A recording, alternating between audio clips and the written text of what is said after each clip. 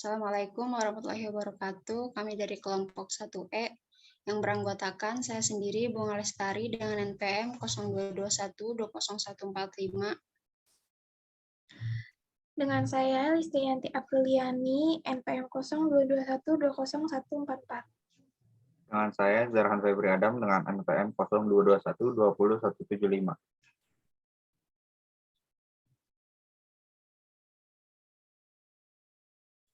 Di sini kami akan mempresentasikan tentang materi cost volume profit analysis dan break even point analysis.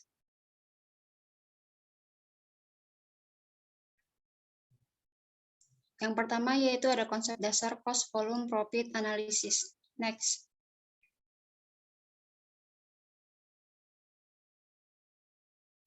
Apa itu analisis cost volume profit? Analisis cost volume profit atau analisis biaya volume laba adalah sebuah teknik akuntansi yang digunakan untuk membantu mengidentifikasi pengaruh volume, penjualan, dan biaya produk terhadap laba operasi bisnis.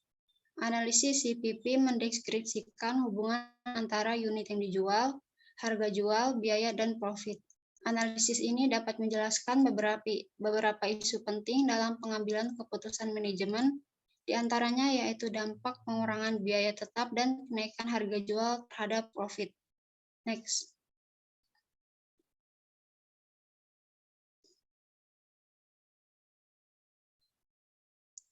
Selanjutnya yaitu dengan menggunakan analisis CPP atau analisis biaya volume laba, para manajer atau manajemen perusahaan dapat memahami bagaimana pengaruh perubahan volume penjualan, harga, dan biaya variabel terhadap laba perusahaannya. Tujuannya yaitu agar mereka dapat mengambil keputusan yang tepat dalam mengelola bisnis. Selain itu, penerapan analisis CPP akan mempermudah pebisnis dalam menjalankan bisnis mereka, termasuk saat mengaudit laporan keuangan. Angka dari analisis CPP bisa digunakan sebagai data untuk memeriksa penjualan dan pengeluaran biaya yang ada dan mengurangi risiko terjadinya kecurangan laporan keuangan dalam suatu usaha. Next. Selanjutnya yaitu di sini ada tujuan analisis cost volume profit atau CPP. Tujuan yang dicapai oleh analisis cost volume profit juga dapat diidentifikasi sebagai manfaatnya. Tujuan atau keuntungan dari analisis biaya volume laba adalah sebagai berikut.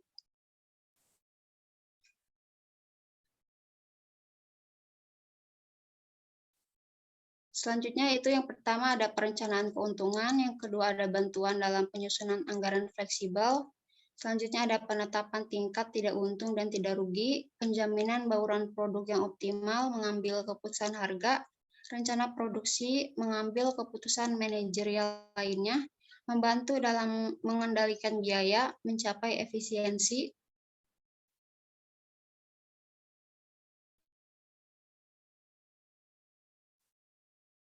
Next. Selanjutnya di sini ada fungsi analisis cost volume profit atau CPP. Berikut ini adalah beberapa fungsi analisis CPP untuk sebuah bisnis.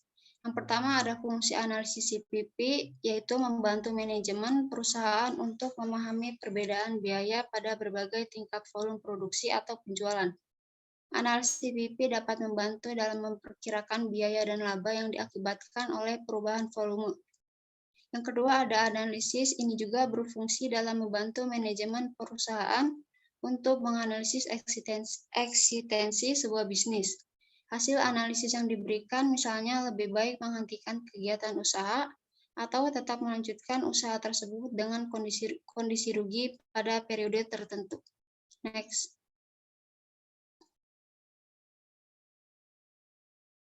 Selanjutnya yaitu fungsi analisis CPP adalah bisa memberikan pemahaman yang jelas dan sederhana tentang volume penjualan yang diperlukan untuk mencapai break even point atau BEP untuk mencapai laba yang telah ditargetkan. Selanjutnya fungsi yang lainnya yaitu untuk menganalisis pengaruh perubahan dalam biaya variabel dan tetap untuk membantu manajemen menentukan tingkat produksi yang optimal.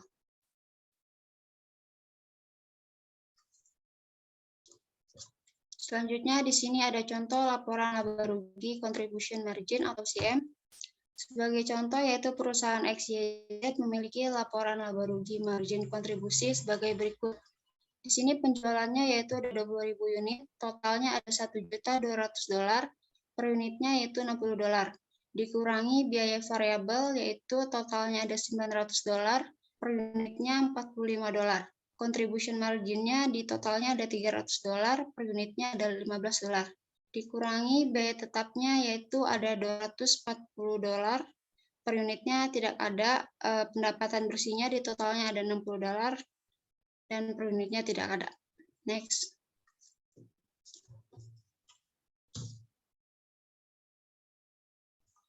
Selanjutnya di sini ada keterbatasan analisis cost volume profit atau CVP. Meskipun dianggap sebagai alat penting untuk pengambilan keputusan dan perencanaan analisis, cost volume profit ini memiliki keterbatasan sebagai berikut. Yang pertama yaitu ada masalah dalam mengidentifikasi biaya tetap dan biaya variabel. Yang kedua ada biaya tetap dan biaya tetap tidak selalu tetap. Yang ketiga ada hubungan proporsional antara biaya variabel dan volume output tidak selalu efektif. Dan yang terakhir, maksudnya selanjutnya ada harga jual satuan tidak selalu konstan. Next.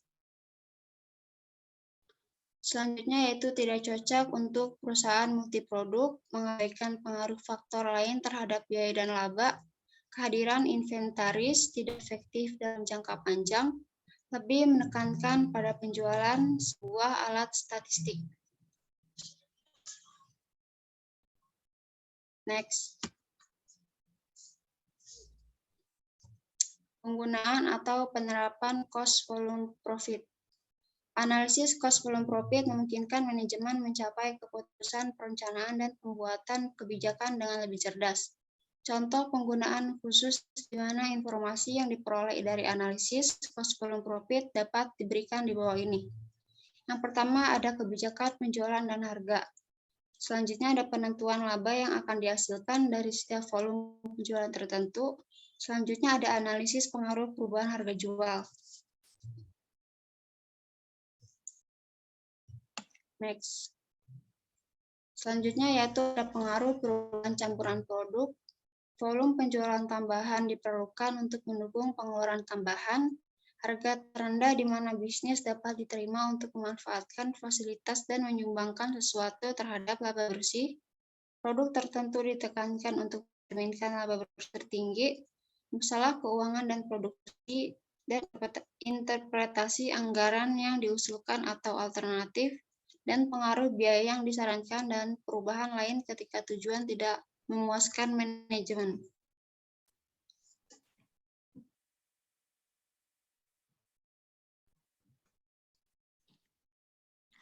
Lalu selanjutnya di sini ada penentuan biaya per unit pada berbagai tingkat volume, penentuan kemungkinan dampak investasi pada pabrik dan peralatan baru, penentuan penggunaan bahan langka yang paling menguntungkan, dan bantuan dalam pilihan antara pembuat atau membeli keputusan.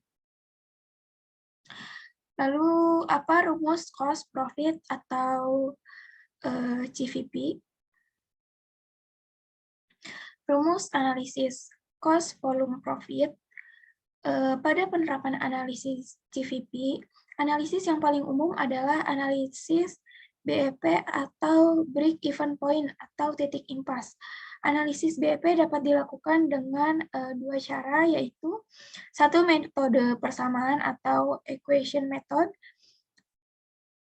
Metode persamaan ini berdasarkan pendekatan kontribusi terhadap laporan laba rugi. Metode persamaannya adalah profit sama dengan unit contribution margin dikali quantity dikurang fixed expense. Lalu yang kedua, metode contribution margin. Break-even sales sama dengan fixed cost dibagi contribution margin ratio. Lalu contoh perhitungan dan pengambilan keputusan dengan menggunakan cost volume profit analysis. Di sini ada contoh soal. Sebuah perusahaan yang menjual boneka mempunyai fixed cost atau biaya tetap sebesar 100 juta rupiah dan kontribusi marginnya adalah sebesar 40%. Berapa penjualan yang harus dicapai agar mencapai BEP? Jawabannya, break-even sales sama dengan fixed cost dibagi contribution margin ratio. Break-even sales sama dengan 100 juta rupiah dibagi 40% sama dengan 250 juta. Jadi contoh analisis CVP di atas diketahui perusahaan harus mencapai penjualan sebesar 250 juta untuk mencapai BEP. Untuk mengetahui berapa unit yang dibutuhkan jika ingin mencapai target, bisa menggunakan rumus di bawah ini, yaitu require sales in unit sama dengan target income ditambah fixed cost dibagi dengan contribution margin per unit. Melalui persamaan di atas, dapat diketahui jumlah unit yang harus dijual untuk mendapatkan keuntungan yang diinginkan.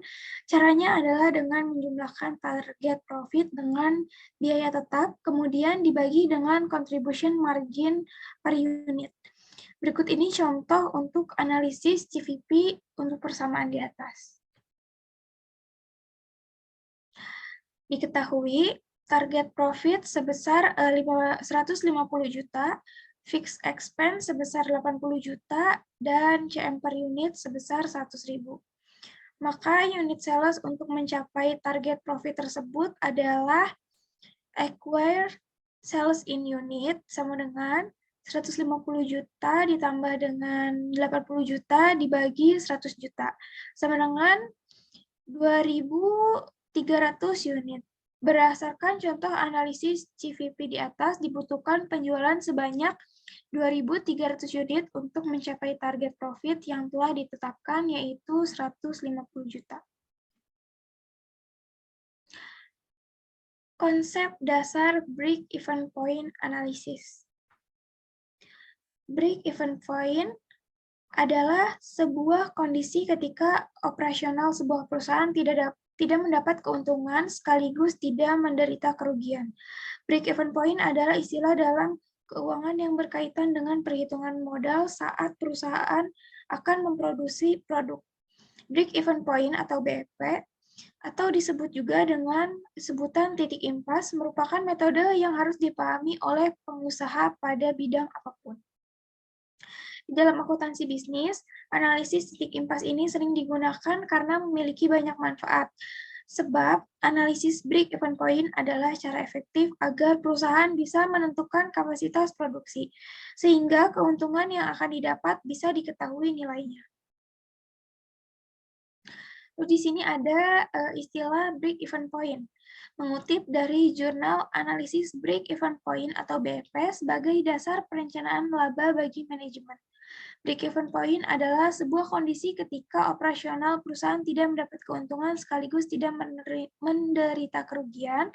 Artinya antara pendapatan dan biaya dalam kondisi yang sama sehingga labanya adalah 0. Pendapat di atas sejalan dengan penjelasan dalam buku Accounting Management and Control yang ditulis oleh Richard M. Lynch, bahwa break-even point adalah tingkat volume di mana untuk total pengeluaran sama dengan total pendapatan dan untungnya 0. Analisis titik impas atau break-even point adalah salah satu acuan dasar bagi seseorang yang ingin merintis bisnis dalam bidang apapun, terutama pada produksi barang dan jasa. Seperti disebutkan di atas, break-even point akan menunjukkan persamaan biaya serta harga produk. Sementara itu, definisi lain tentang titik impas dikemukakan oleh Glenn Welch. Dia menyebutkan break-even point adalah penjualan dan garis biaya total dan yang berpotongan. Berdasarkan penjelasan ini dapat disimpulkan pada titik di mana terjadi perpotongan antara garis penjualan dan garis total biaya, maka tingkat break-even point tercapai. Lalu di sini ada unsur-unsur break-even point. Tujuan dari analisis break-even point adalah untuk mengetahui pendapatan hasil penjualan sama dengan jumlah semua biaya variabel yang ditetapkannya. Hal ini penting karena menyangkut dengan aktivitas produksi barang atau jasa dalam sebuah perusahaan. Selain biaya variabel dan biaya tetap, masih ada beberapa unsur untuk melakukan perhitungan dengan analisis break-even point. Dikutip dari ocbcinsp.com, elemen-elemen dalam break-even point adalah sebagai berikut. Yang pertama itu biaya tetap. Fixed cost atau biaya tetap adalah biaya pokok yang dikeluarkan oleh perusahaan baik saat kegiatan produksi maupun tidak. Contohnya seperti biaya perawatan mesin produksi, sewa gedung, dan sebagainya. Yang kedua, biaya variabel. Biaya variabel atau variable cost adalah biaya yang besarnya tergantung pada tingkat produksi. Contohnya yaitu biaya tenaga kerja, biaya bahan baku, dan sebagainya. Lalu yang keempat ada biaya campuran. Mixed cost adalah biaya campuran atau kombinasi dari biaya tetap dan variabel. Yang keempat, harga pokok penjualan. Harga pokok penjualan adalah jumlah pengeluaran sekaligus beban yang dikeluarkan untuk menghasilkan produk atau jasa. Contohnya seperti biaya impor atau ekspor produk. Yang terakhir itu ada margin laba. Margin laba adalah rasio probabilitas dihitung dengan cara membandingkan antara laba setelah bunga dan pajak dengan penjualan. Semua elemen di atas menjadi komponen dari BEP. Analisis tersebut sangat berguna bagi pembisnis yang hendak memulai bisnisnya baik di bidang produksi barang atau jasa. Next.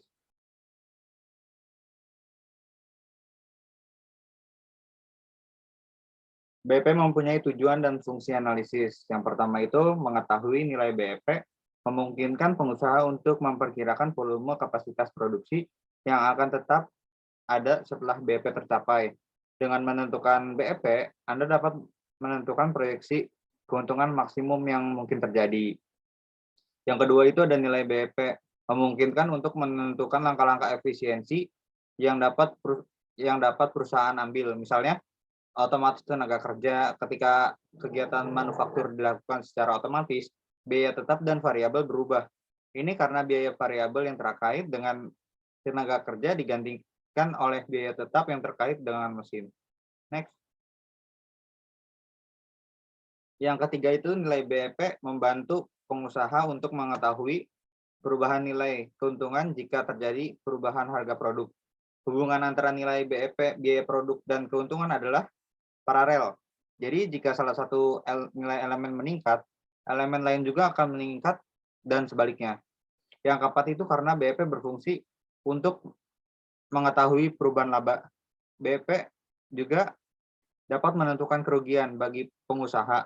Dengan mengetahui nilai BEP, pengusaha dapat mengantisipasi nilai kerugian ketika terjadi penurunan penjualan. Next. Manfaat BEP. Yang pertama itu sebagai pedoman bagi pemilik usaha untuk memberikan nilai investasi yang sesuai sehingga dapat mengimbangi biaya produksi awal. Yang kedua itu menggunakan hasil perhitungan tersebut sebagai analisis perusahaan untuk menentukan nilai pembelian dan penjualan saham, perencanaan anggaran, dan proyeksi keuangan perusahaan. Yang ketiga itu sebagai tolak ukur penentuan margin agar usaha memperoleh keuntungan dan bukan kerugian. Next. Metode dan rumus cara menghitung BEP.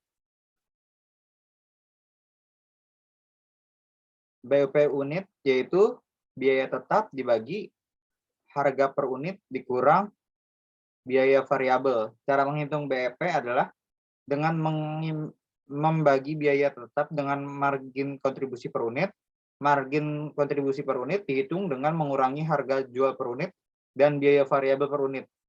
Selain itu, nilai margin kontribusi dapat dihitung dengan mengurangi total penjualan keseluruhan dari biaya variabel. BEP nilai penjualan. Rumusnya yaitu biaya tetap dibagi margin kontribusi per unit. Selain cara pertama, menghitung BP tidak hanya dalam hal unit. Jika Anda tahu, beberapa banyak unit harus bisnis jual untuk menutupi biaya produksi. Anda dapat mengalihkan angka itu dengan biaya per unit. Next. BP dengan satuan nilai mata uang. BP rumusnya yaitu BP mata uang, yaitu biaya tetap dibagi kontribusi margin per unit atau harga per unit. Cara menghitung BP adalah dengan mengalihkan harga per unit dengan BP per unit. Sebagai hasil dari perkalian nilai BP juga dalam satuan mata uang yang digunakan akan ditentukan. Next. Contoh analisa BEP. Gofar adalah salah satu akuntan manajerial untuk perusahaan XZ, produsen parfum. Dia sebelumnya telah menetapkan bahwa biaya tetap perusahaan XZ akan terdiri dari pajak properti, sewa, dan gaji yang jumlahnya mencapai 100.000 US dollar. Biaya variabel untuk memproduksi sebotol parfum adalah 2 US dollar per unit. Parfum ini dihargai dengan harga 12 US dollar. Untuk menetapkan titik impas atau margin keuntungan untuk parfum perusahaan XZ adalah yaitu BP sama dengan 100.000 dibagi atau 12 dikurang 2 sama dengan 10.000 per unit. Sebagai hasil biaya tetap, biaya variabel, dan harga jumlah parfum perusahaan XZ harus menjual 10.000 unit untuk mencapai titik impas. Grafik BEP. Dari contoh analisis di atas, sekarang saatnya mengimplementasikan dalam keadaan grafik. Untuk mencapai cost volume profit, perlu presensi grafis yang bisa Anda lihat di bawah ini. Bisa dilihat, berikut adalah contoh grafik BEP.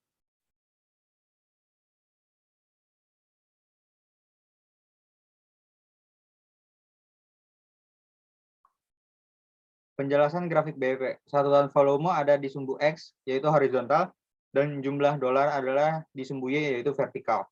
Garis merah menunjukkan total biaya tetap sebesar 100.000 US dollar.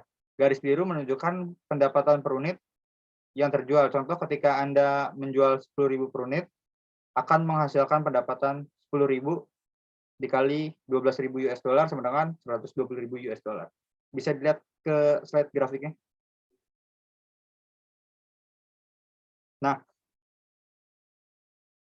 Nah, di sini mau menjelaskan garis kuning menunjukkan biaya total, yaitu biaya tetap dan variabel. Misalnya jika perusahaan menjual 0 unit, maka perusahaan akan mengeluarkan 0 US dollar untuk biaya variabel, tetapi 100.000 US dollar untuk biaya tetap, sehingga total biayanya 100.000 US dollar. Jika perusahaan XZ mampu menjual 10.000 unit, perusahaan akan memerlukan 10.000 dikali 2 sama dengan 20.000 US dollar untuk biaya variabel dan 100.000 US dollar untuk biaya tetap, dan total biayanya yaitu 120 US dollar. Titik impasnya adalah 10.000 unit. Pada titik ini pendapatan akan menjadi 10.000 dikali 12 sama dengan 120.000 US dollar, dan biaya akan menjadi 10.000 dikali 2 sama dengan 20.000 US dollar. Dalam biaya variabel sama dengan dan 100.000 US dollar dalam biaya tetap. Jika jumlah unit melebihi 10.000, maka akan mendapat untung dari unit yang terjual. Coba Anda perhatikan bahwa garis pendapatan lebih besar dari garis biaya total kuning setelah 10.000 unit produksi. Begitu juga kalau jika jumlah unit di bawah 10.000, perusahaan akan merugi jika 0 hingga 9,99 unit garis biaya total berada di atas garis pendapatan. Mungkin sekian dari kelompok kami. Kurang lebih mohon maaf. Semoga bermanfaat. Wassalamualaikum warahmatullahi wabarakatuh.